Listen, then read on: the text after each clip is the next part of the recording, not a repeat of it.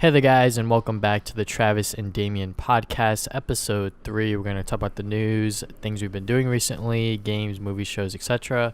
Then we're going to talk about the Dragon Ball Super movie, Broly, and then Life is Strange 2, episode 2. All spoilers in both of those discussions.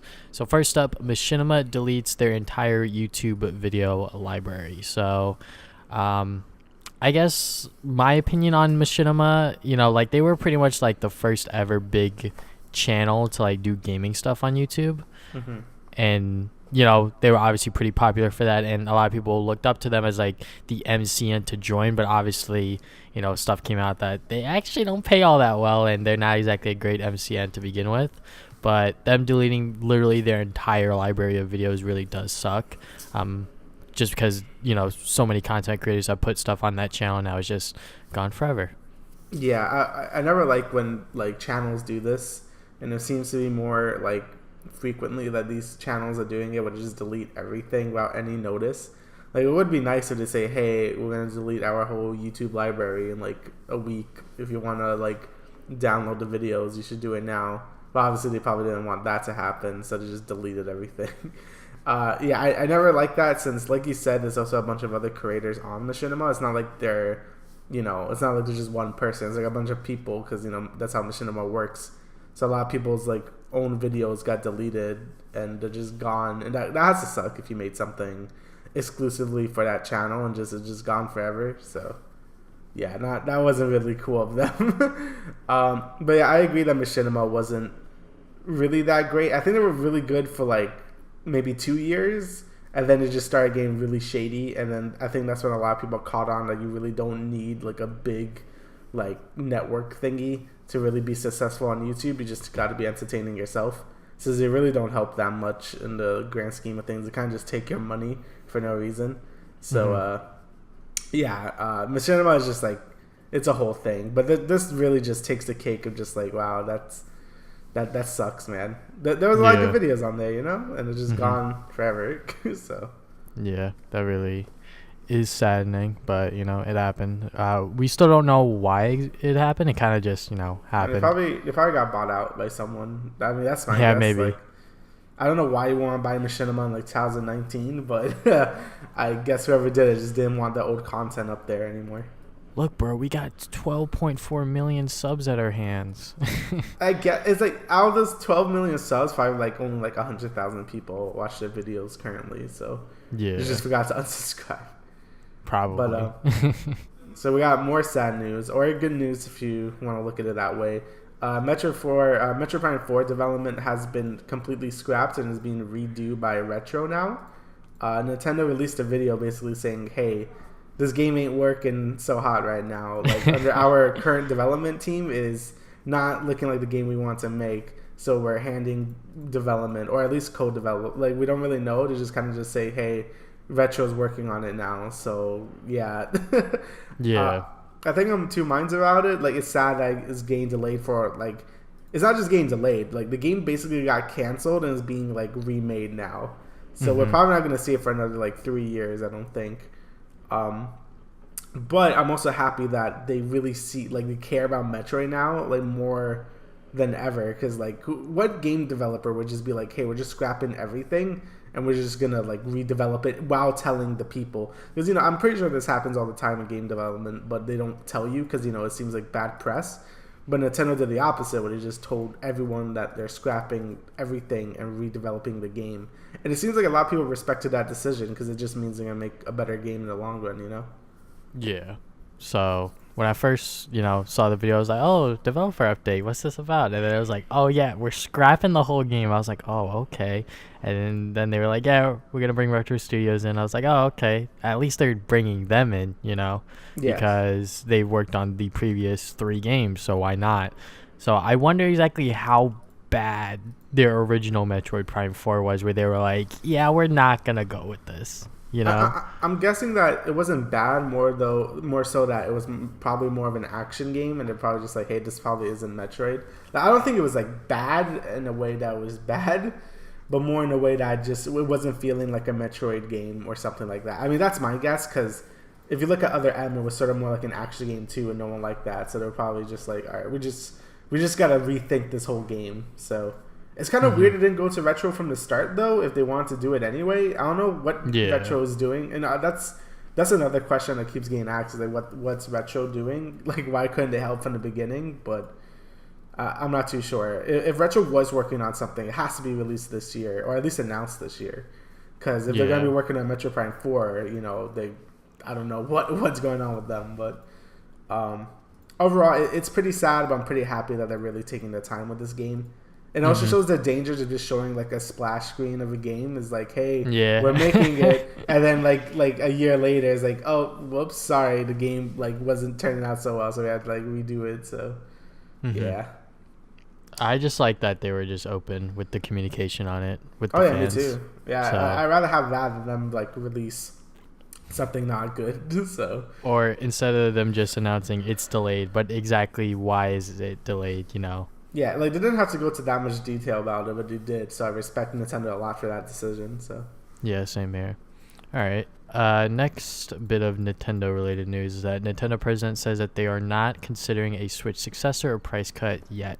So that makes sense. I mean, the Switch right now, it's selling like hotcakes as it is. There's no reason to really upgrade it as of right now.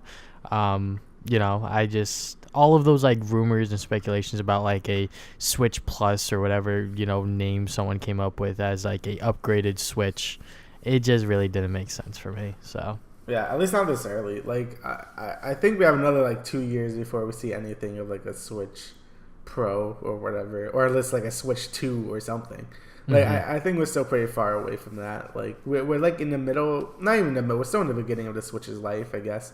I mean, we're just approaching the third year, I think, now. So I think it still has like another 2 or 3 years before we see anything like that. In terms of price cut, yeah, people are just buying it anyway, so I feel like they don't need a price cut yet. Yeah. Again, probably when a successor does start showing up, they're probably going to cut the price a little bit, but probably not by much. So yeah, I think this is just more to like quell the rumors of like, how Nintendo fans get when they're just like, this is totally gonna happen, even though we have no proof that this is gonna happen. So nah, bro, it's gonna happen. This is definitely gonna happen. But exactly, Nintendo likes to follow their own trends, so they're not doing the whole pro thing. So that's fine by me. The Switch is fine as it is right now. There's nothing really flawed about it, anyways. So. Yeah, not at the moment. I'm sure they can make it like more powerful, but that's just like that's not something later. It's like extra stuff that's not necessary. Yeah, like they don't really need to do that at the moment. All right, so we got one more piece of news. Dragon Ball Project Z was announced, and this is being like marketed as an action RPG. Yes. So yeah, that's pretty interesting. Usually the games we've been getting are usually just like fight. Because, that's Dragon Ball Z fighting games. I know Xenoverse is kind of like a weird MMO fighting game. I like Xenoverse too a lot. It was pretty fun. Yeah, and Fighter Z was, 2D fighter. So this is being marketed as like a 3D action RPG, which is interesting. A lot of people just want this to be a legacy of Goku. I don't know if you ever played those games on the Game Boy Advance, but they were like also action RPGs that took place during the Dragon Ball Z story, and they were really fun. People basically want that, but in 3D. I don't know if it's going to be like that. I know the people who made the Naruto games are making this. So it might just be more arena fighters, but like you level up and stuff like that. I'm hoping it's more than that, but that's my current projection of what this is going to be. I would love a full-on Dragon Ball Z RPG, but I don't know if this is it.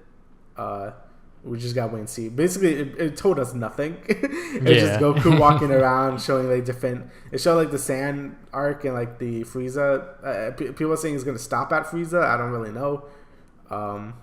But yeah, that would suck if it did. Yeah, that would suck. If they're going to do a giant RPG, I'd rather them go through the whole Z storyline. So yeah, they don't got to touch Super yet. Anyways, maybe like DLC or something like that. But I mean, first up, the game just looks nice. It does look very nice, yeah.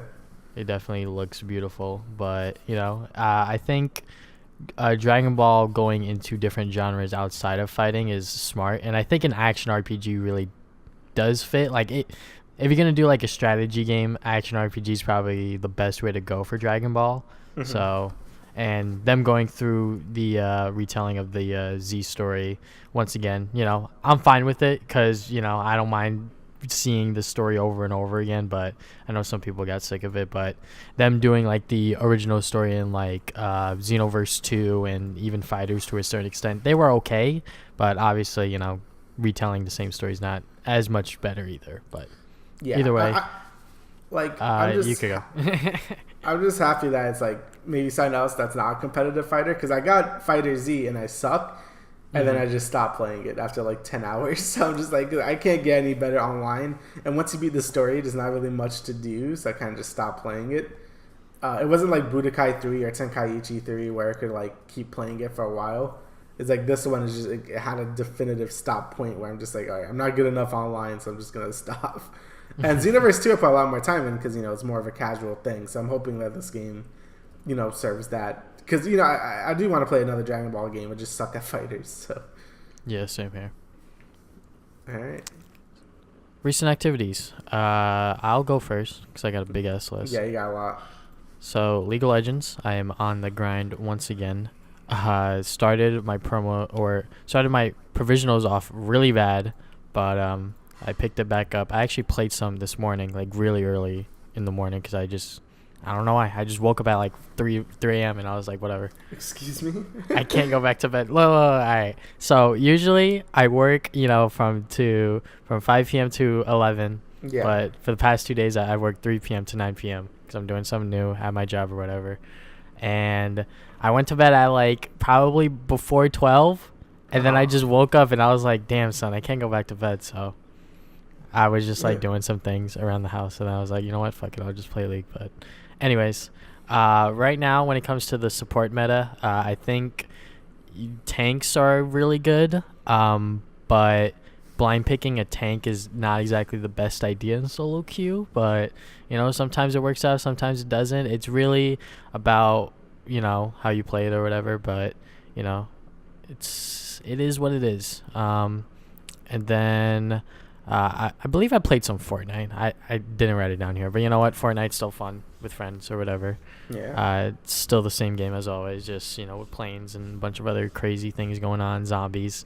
I actually like the addition of zombies, not gonna lie, because it actually, I don't know, because when you kill them, they like drop like items and stuff, so it's just another way to like get more loot without having to like, you know, kill people or go to houses and chests or whatever. So it's just a nice little thing to break up the pace, I guess. And also it's a great way to bait people, because some people will just shoot the zombies and not even care what's going on around them. So oh no. And then I finished Spider-Man on the PlayStation 1. That is definitely a very interesting game, I will say that. A lot of symbiotes going on, but you know what? This is like one of the very early Spider-Man titles, so I'll deal with it in terms of the story point. But you know what? Gameplay-wise, it's just like a level-to-level sort of thing, which works out. And then I played some Gex. That's a really old PlayStation, or early 90s, I should say, platformer. And, you know, it's fun. I know that he jumps into 3D in 2 and 3, the sequels, so yeah, I'll check those out at a later date, but there's that. I watched the entire Netflix series of You, or I finished it, I should say, because I started it 2 weeks ago or whatever, but that show is nuts. If you like what you see in the first episode, just keep watching. If not, you could stop there, because if you're not immediately hooked on after the first episode, it's probably not for you. But then I watched all of Daredevil Season 3. That show is actually really, really good. Better than Season 2, I will say that. In terms of comparing it to Season 1, you know, there's a lot of nostalgia for Season 1, because, you know, it pretty much started everything. But Season 3 goes back to, like, certain story elements. Like, it's pretty much Daredevil versus Kingpin the entire way through, which is great. And the new characters that they introduce are awesome as well. I'm not going to name them because I think that would be slightly spoilery, because when I went into the season, I didn't know who they were. But Bullseye, he's in it. He was shown in the trailers, and he is a fantastic character. I really loved what they did with his character and how he was, you know, implemented into the show and how he got in the way of Daredevil and stuff like that. So really did love Season 3. It's sad that this show did get canceled, but who knows? We'll see what happens next. The Punisher, Season 2. I just started it. I'm on like episode 5, 6, something like that. Pretty much more Punisher, a lot of blood, gore, guns, explosions. Yeah. And then I watched some Dragon Ball Super. It's pretty much the very beginning of the Tournament of Power. They just got Frieza back from the dead for 24 hours or something like that. So, yeah, that's what I've been doing. All right. I've been playing more Final Fantasy 14 because, I can't stop. But that's not the interesting part. The interesting part is Four Souls. All right. Okay. So this game, it's very good. It's basically a Binding of Isaac board game. You could play it physically. I think it's like $40, or you could play it on a tabletop, which is what I have been doing.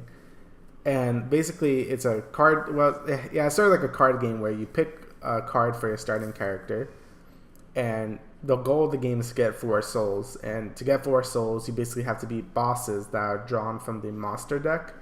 So there could be like, I think you'll play this game with 2 people. I only played it with like 3 or 4 so far. So basically each player gets to like draw loot, and you have to get treasure cards and stuff that could help you kill the monsters, so you could get your 4 souls. But it wouldn't be interesting if you couldn't like mess with other players. So there's a bunch of cards that could mess with other players, or it could mess with like the monsters and like what you draw and stuff like that. But it is a pretty simple game. Basically, you just draw a card. You roll to attack a monster. If you roll the dice good enough, you could hit the monster and you get the soul. Like, it's not a really hard game to understand. Okay. The point where it becomes extremely long and could be a little frustrating is that the items you could get, just like real Isaac, they synergize a lot with each other. So in a player's turn, you could do so many different actions if you have enough items, because each item could synergize with each other. So like, if you play one card, you could roll the dice so you could get like an item, and then you could play that item, and then you could tap your character so you can play another item, and then it keeps going on forever. So a player's turn could last like 10 minutes. Kofi. But yeah, it's fun. Like, I like it a lot, but I feel like it could really drag on. Like, the 2 games I have played have been 3 hours and then 4 hours. So yeah, it's extremely long, and we're trying to find ways to make it not as like painful, because like every time a player rolls, someone has to be like, oh, I activated my trap card, and then it lasts for like 10 minutes until like, it's not even their turn, it's your turn. You're rolling to attack the monster. You just want to kill something, but everyone keeps trying to like dick you over. And it's great, like, it's really funny, but Jesus Christ, like, some of the turns can last so long. So basically, like, you could just lower the soul requirements. So you could probably just put like 2 souls or 3 souls instead of 4. Because I feel like getting 4 souls, like, the game lasts so long. And I've been reading online that some people say, what's wrong with you people? Like, this game only takes like 30 minutes to beat. I'm like, I have no idea how this game takes like 30 minutes or an hour to beat, because it takes so long. Maybe we have to do more cooperation. Like, I'm not too sure. But the whole point is that you don't want the other person to get 4 souls. But I don't know. It's a really fun game though. Like, I like it a lot. The Isaac theme really helps it too, because I already know what most of the items do because I played the game before. But yeah, I think it's a really fun board game. Just that it might just last a little too long. But yeah, I recommend at least trying it. If you have tabletop, which is like super cheap on Steam, I recommend like getting some friends and playing it. It is a lot of fun. Just make sure you have a lot of time because it is very long. And that's basically about it. I haven't been doing too much except for the other 2 things I'm about to talk about. All right, so Dragon Ball Super, the Broly movie. We're going to talk about spoilers, so if you guys don't want to hear those, skip to the Life is Strange spoiler talk, but if you don't want to hear that either, it's over. The podcast. So, the Dragon Ball Super Broly movie. I watched it twice, actually, but yeah, what'd you think of it? Good stuff. I actually liked it a lot. I think they really made Broly's character so much better than the original Dragon Ball Z, where I never liked Broly. Like, from the original Z series, I never got why so many people liked him. Just because he was super strong and he yells Kakarot. That's it. Like, that was like the only, even as a kid, I never got it. I'm like, why do people like this dude so much? Like, he's just like annoying and like, just like, I'm strong just to be strong, and that's it. I feel like this movie made him a lot more sympathetic and like made him an actual character than what the Z movie was, or the Z movies, I should say. So yeah, I really like that aspect of this movie. I also like that they sort of like retconned the past a little bit. Like, they made Bardock into like more caring about his son and stuff like that. Because I don't really remember him caring too much about Goku in the original one. I can't really remember. It's been a long time since I watched the original Bardock movie. Yeah. But I didn't really remember him really caring too much about Goku. He kind of just launched him to Earth. But also, they forgot about Raditz in that movie. Oh, yeah, they did. Yeah, at least this one they brought up Raditz and you see him as a little child, that was cool. But yeah, it just seems a lot more caring. You actually see his mom too. So yes. that was cool. So yeah, they just made Bardock like, I think they did a good job redoing the whole past part, which is cool.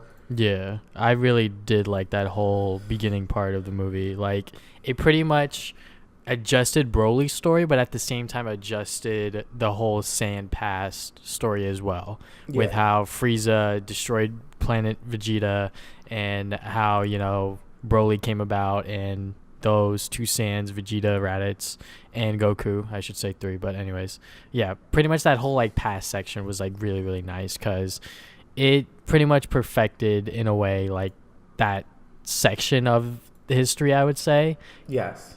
Because it was a little like confusing as to like what was canon and what was not.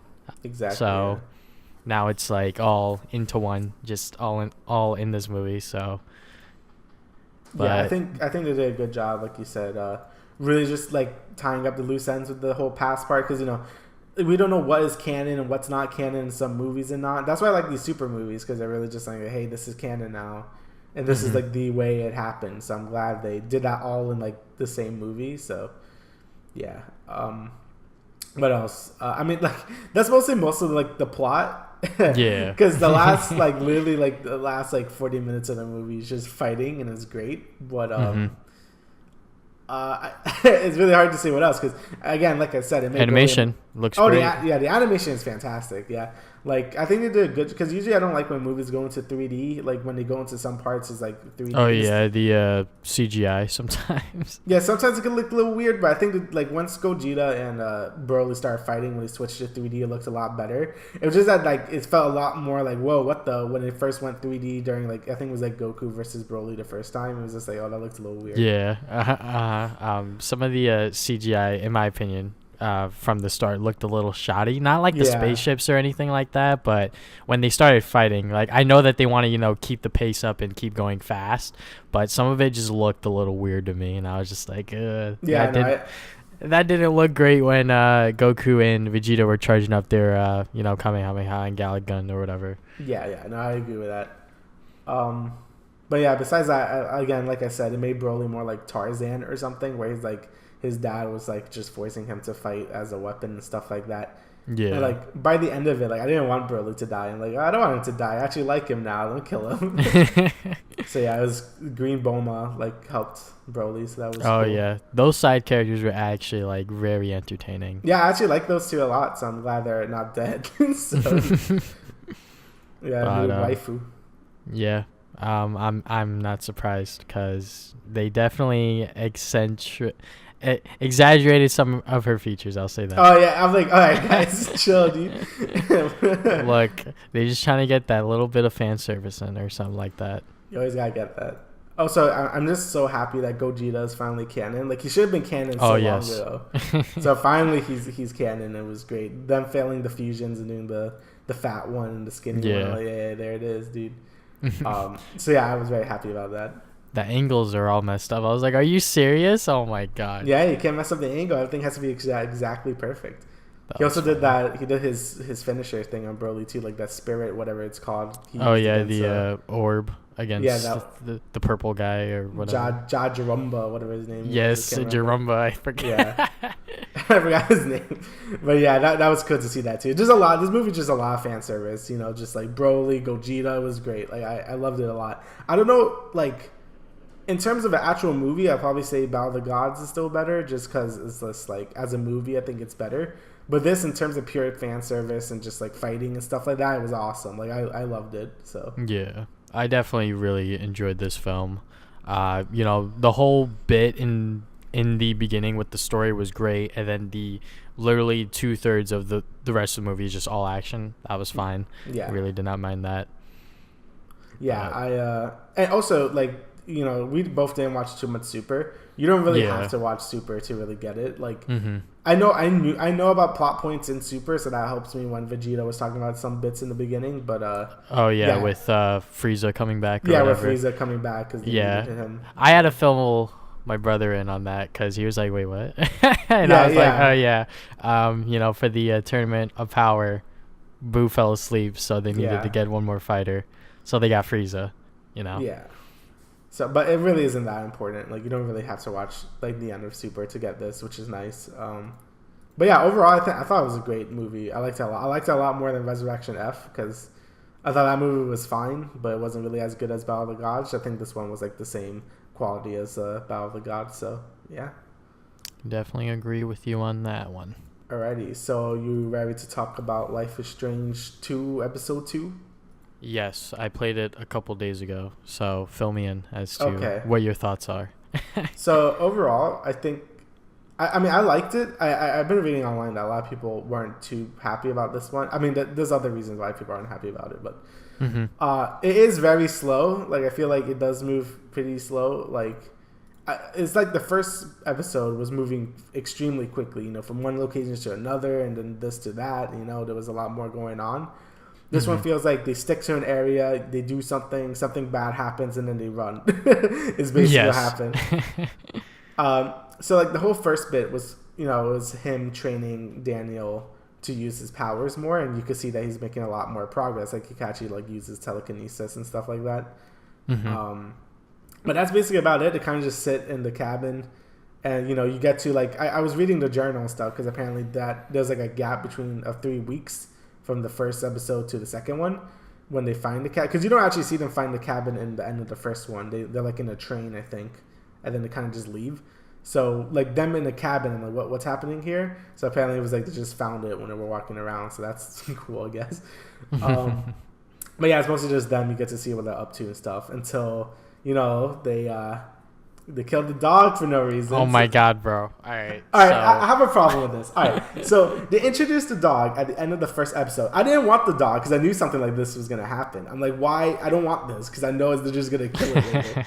But then they literally kill it in the beginning of the second episode. I'm like, why? Like, that's just like, they just wanted to get rid of it because they didn't want to like write it in anymore. But I'm like, you could just wait until we got up to the later part of the episode because there was a perfect way you could just handle that without being a dick about it.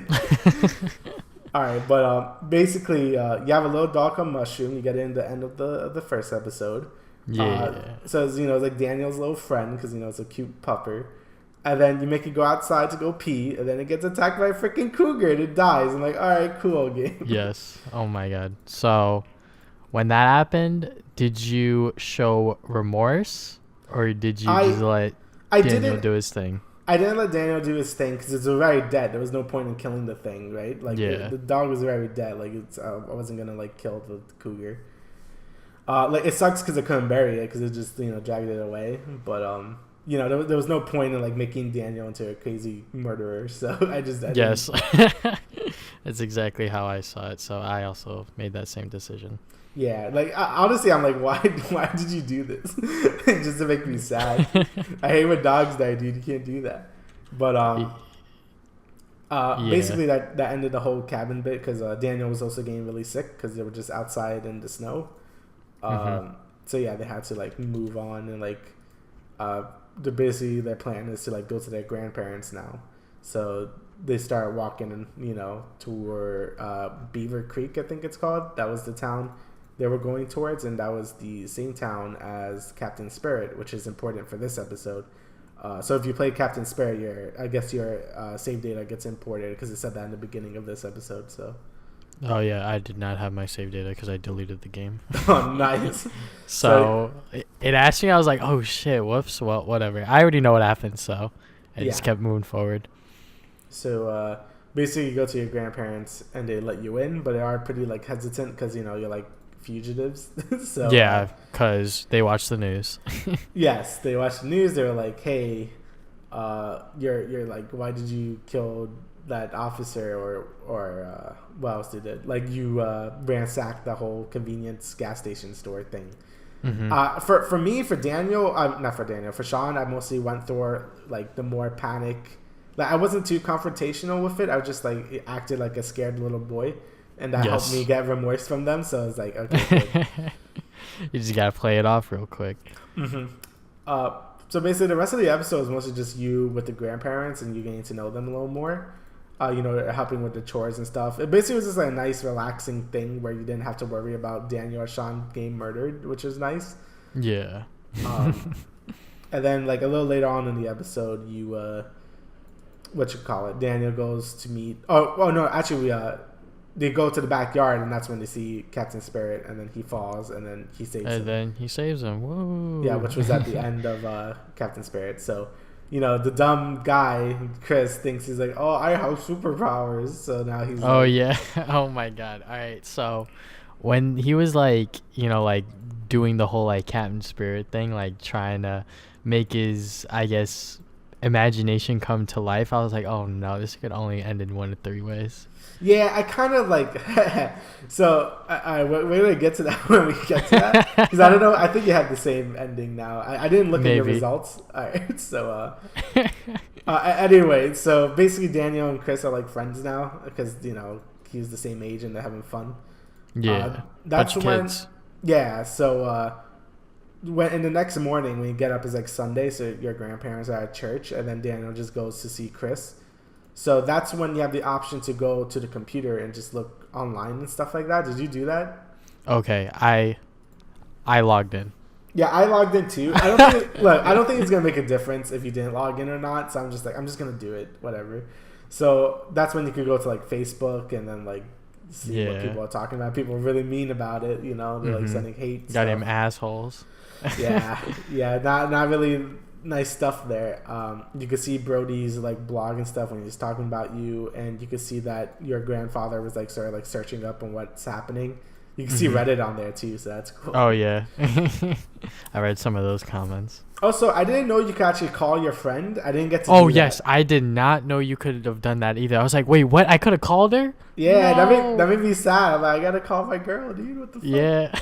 I didn't know I could do that. So yeah, that made me that was the only option I really missed. I'm like, oh man, I didn't know that. So yeah, you have the option to call your friend once you like, I guess, go into like Facebook and stuff like that. I guess you could just do it while you're looking online, but yeah, that was the option we both missed apparently. So that sucks. But then you basically go outside and then you see his dad, Chris's dad, who, as you know from Captain Sparrow, isn't that stable. So yeah, that guy is a alcoholic. Yeah, junkie, he got some problems. So from there, you go with Chris and Daniel to the like Christmas market, so they could pick out a tree and stuff like that. And basically, not too much happens there. Like you could get a gift for Daniel, which I did. I had money left over. How much money you had left over? I like $9 and like 11 cents or something.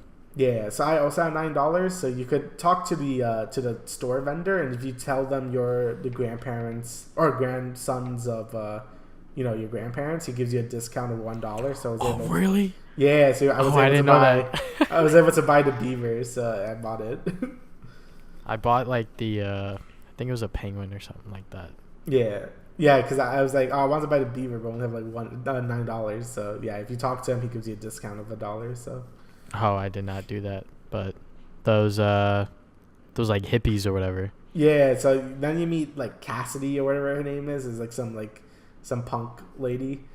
Yeah, it's like Chloe from like a completely different town or something. Exactly. So she's like Chloe, but more, she's just a hobo, I guess.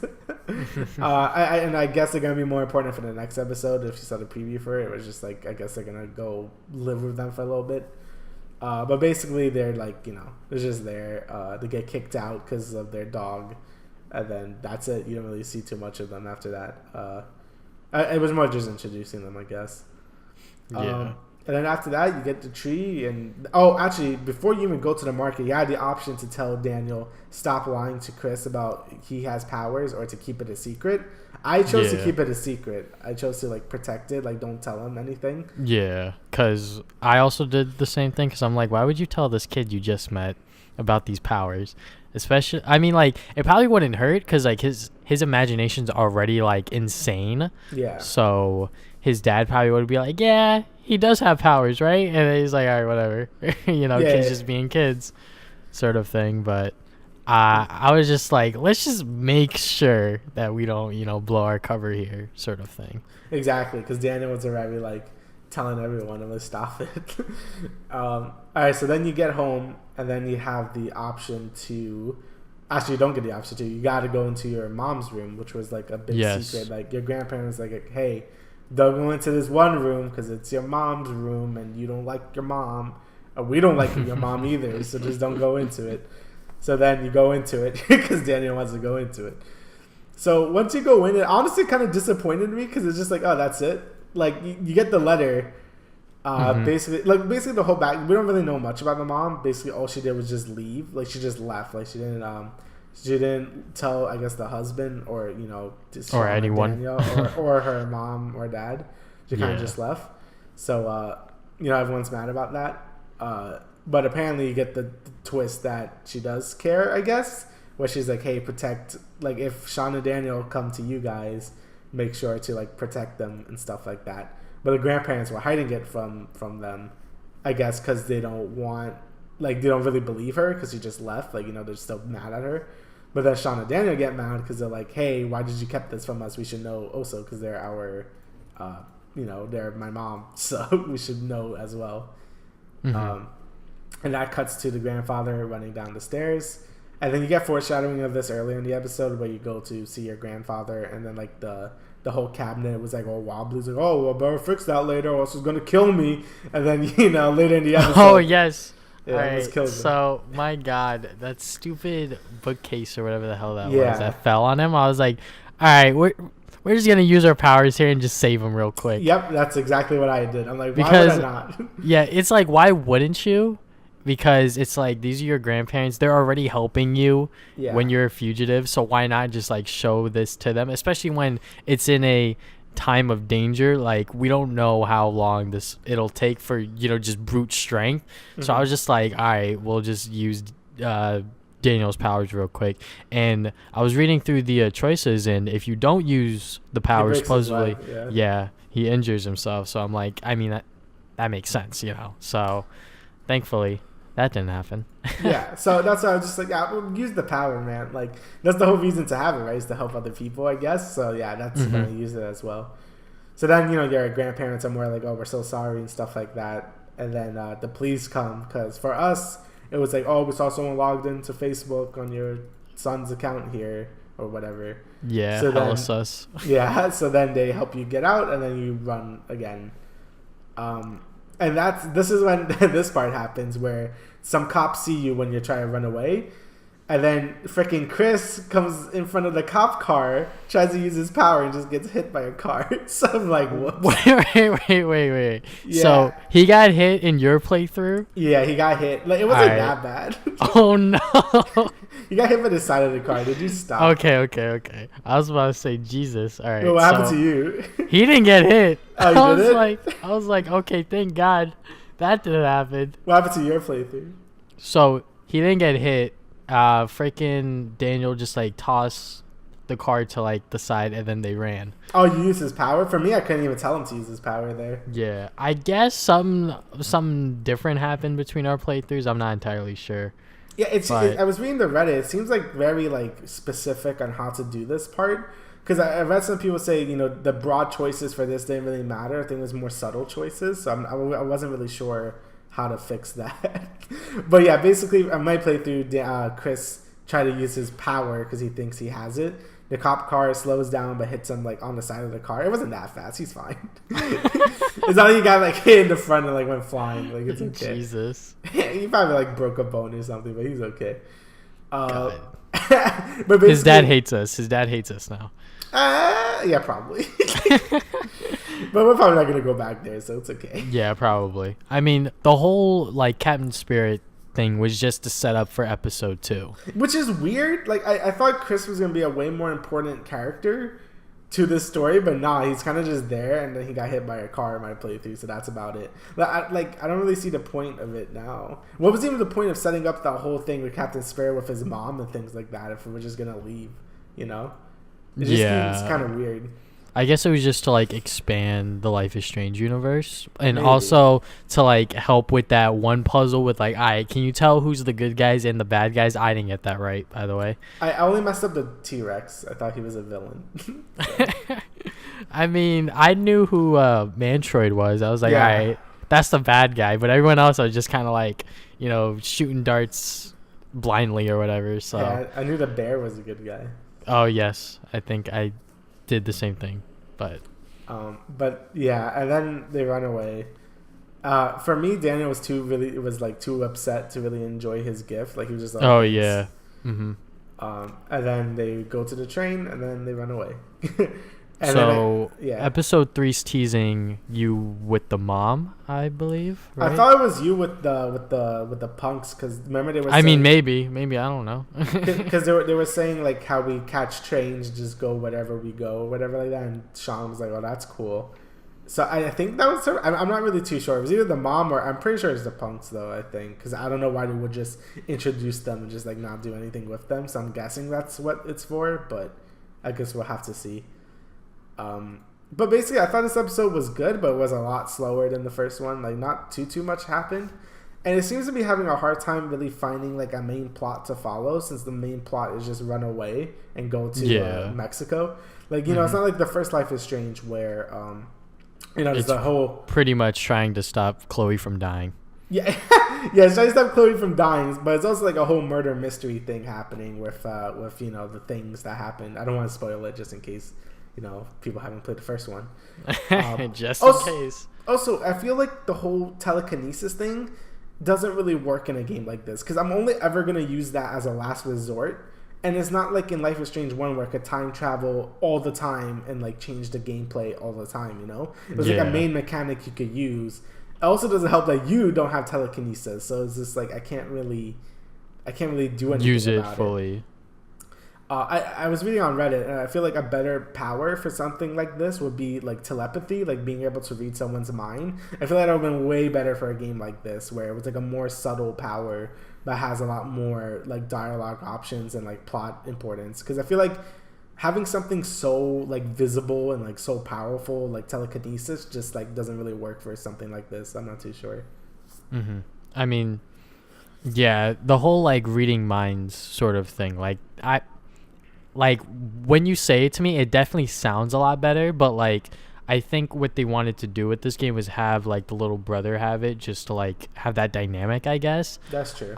I'm not entirely sure, but I mean, it sounds like a good idea, like without a doubt, because like imagine if you could like, read someone's mind and then like have like a prompt later on that'll pop up to go and do X, Y, and Z or whatever. Exactly. Yeah, like I don't know. For me, I feel like it would just be something better for a game like this, because time travel was such a smart way to like fix a mistake or like do stuff like that. And when they took away Max's power to time travel, you feel so weak. Is like, oh my god, I can't go back and change that. For something like this game, I just don't really feel like I don't really have that. I don't know. It's hard. It's just you're kind of just like playing a Telltale game at this point, because there's no really unique mechanic to help you out and things like that, which I think that's what made Life is Strange 1 so special and unique. The story was good, but like that mechanic was just very smart, and it was just really cool. Yeah, the whole like time traveling thing and going back to go and change your choices in the first game was definitely like a big selling point for that game, I would say, because it was like no other graphic adventure sort of game at the time, and even now I would say, where you could go back and change decisions and see both sides before you actually pick your final choice. In this game, it's more like it's more like a Telltale game in a way, because it's all just one path. Yeah. But overall, I still like it a lot. I'm just still waiting for like a big hook, and I guess that's going to be with the mom, because I'm guessing the mom is like the main plot, basically, like what happened to her. So my guess is she has powers too, and maybe she just wants to get away from everyone because she thought she was too dangerous or something. That's my guess. Possibly. But at this point, I'm not too sure. We just gotta wait and see. Yeah, they definitely threw a lot at us in the first episode, which is why a lot of people will feel like the second episode is very underwhelming. Yeah. Because But, like we had like the whole setup with the dad dying, us running away, the whole like racist guy at the store, yeah. what's his name with the Brody. blog, yeah, Brody, and now we're here. So Yeah. a lot happened in the first episode, and that's why it was so great. And you know, there was so much that happened, and it was also well paced as well. The second episode, it does feel a lot more slower. There's not much happening here, you know, so I could see why not many people liked it as much.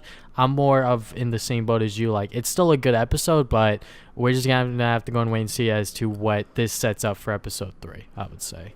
Yeah. Also, it's like another point that people bringing up that it's hard to really get connected to anyone besides the two brothers because you keep running away because, you know, that's the whole point of the thing. Like, you know, it's not like in the other games where you get connected with the other side characters and get to know them.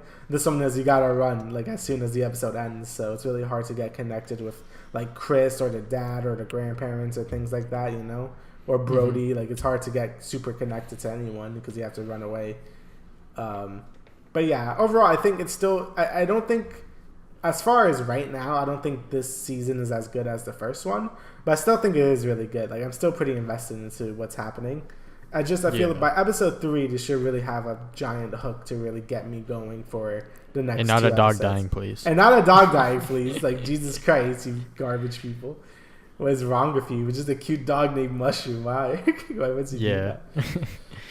But pretty much that moment was just like, all right, well, this is Life is Strange. And then the rest of the episode kind of played very campy, I would say. Yeah, basically.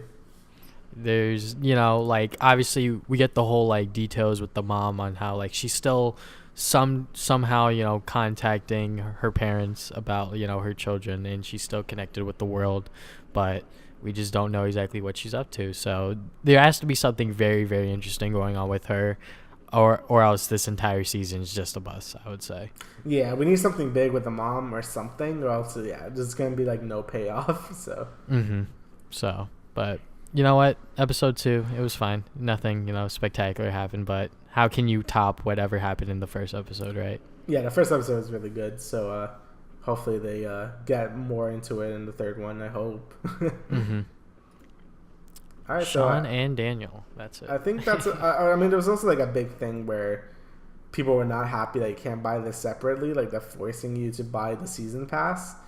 Like, you can't, like, for the other Life is Strange games from Before the Storm and the first one, is you could buy each episode separately, and people like doing it that way. But with this one, is like you can only buy the first episode separately, then you have to buy the rest of them in a bundle, which I feel like kind of sucks because it's like, if you look at what happens to Telltale, you never know when a company could just go under like that. So I guess people are like really pissed off that you can't do that. So that also doesn't help this right now. But yeah, but I think from a developer standpoint, like, they're trying to make sure that they have funding for the next episodes. Oh yeah, I know. In a way, so you know, it's a business, so they gotta do what they gotta do. But I understand from a consumer standpoint, you know, but it is what it is. Yeah. All right. Is there anything else you would like to add, good sir? No, I think that's about everything. Okay. Thank you guys for listening to the Travis and Damian Podcast, episode 3. We will see you guys 2 weeks from now with the next episode. See ya.